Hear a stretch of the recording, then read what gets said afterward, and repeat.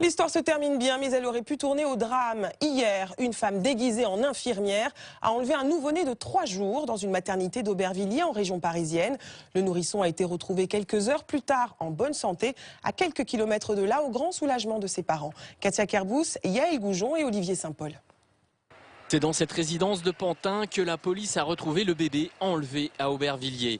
Hier soir, une famille de l'immeuble reçoit une visite qui n'a a priori rien d'étonnant pour le fils qui souhaite rester anonyme. C'est une personne qu'on connaît, qu'on voit habituellement tous les jours, et voilà, et de temps en temps elle vient chez moi, donc il n'y avait pas de raison qu'on ne l'accepte pas ce jour-là chez nous. Seul problème, la jeune femme n'est pas seule, elle transporte un nouveau-né et le confie à la famille avant de disparaître. La mère s'inquiète alors. Elle a vu qu'il y a un nouveau-né qui a été enlevé à Aubervilliers. Après, elle a fait tout de suite le rapprochement. La famille alerte la police qui retrouve rapidement l'enfant. La fin d'un enlèvement débuté 5 heures plus tôt à la clinique de la Roseraie à Aubervilliers. La ravisseuse l'avait enlevé à ses parents dans une chambre de la maternité. Habillée en infirmière et prétextant des soins au nourrisson, elle enlève l'enfant à ses parents vers 16 heures. Sans nouvelles, ceux-ci donnent l'alerte 2 heures plus tard, déclenchant une vaste opération de police. Après avoir déposé l'enfant chez des amis à Pantin, à 2 km seulement de la clinique, la ravisseuse est finalement interpellée peu après 21 h dans une commune avoisinante. Celle-ci se baladait en robe blanche et tenue blanche avec un landau bleu vide, donc ce qui a attiré particulièrement l'attention des enquêteurs. La femme de 33 ans est toujours en garde à vue et semble tenir des propos confus. Les parents soulagés ont quitté la clinique à l'abri des caméras.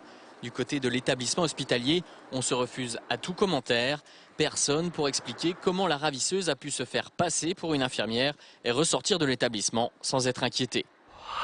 Un enlèvement qui tourne court, mais soulève forcément la question de la sécurité des nourrissons dans les hôpitaux. Seuls quelques rares établissements ont pris des mesures drastiques pour protéger les nouveau-nés. Mais la majorité des maternités restent très faciles d'accès, comme vous le verrez dans cette enquête de Manon Le Charpentier, Jean-Baptiste Jacquet et Asdine Ahmed Chaouch.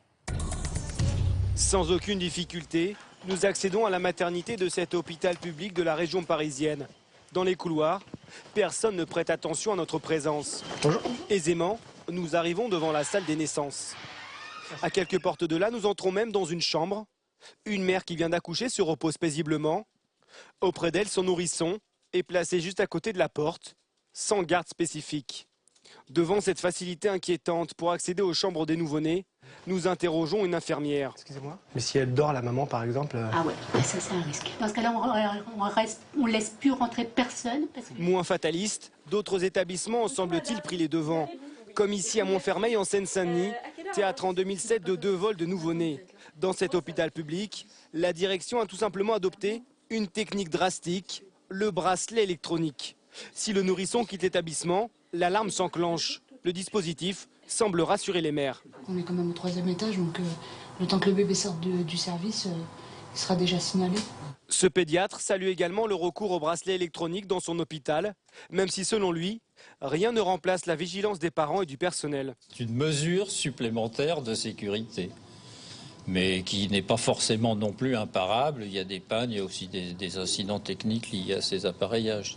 Malgré les imperfections, de plus en plus de maternités s'équipent de bracelets, car chaque année, plus d'une dizaine de bébés en France seraient victimes de tentatives d'enlèvement. Alors faut-il contrôler l'accès aux chambres des patients? Nous vous avons posé la question et vous avez répondu oui à 82%, non à 14%. Déjà près de 34 000 réactions. Vous pouvez bien sûr continuer à voter sur notre site m6actu.fr en partenariat avec MSN. Résultat définitif demain dans le 12-45.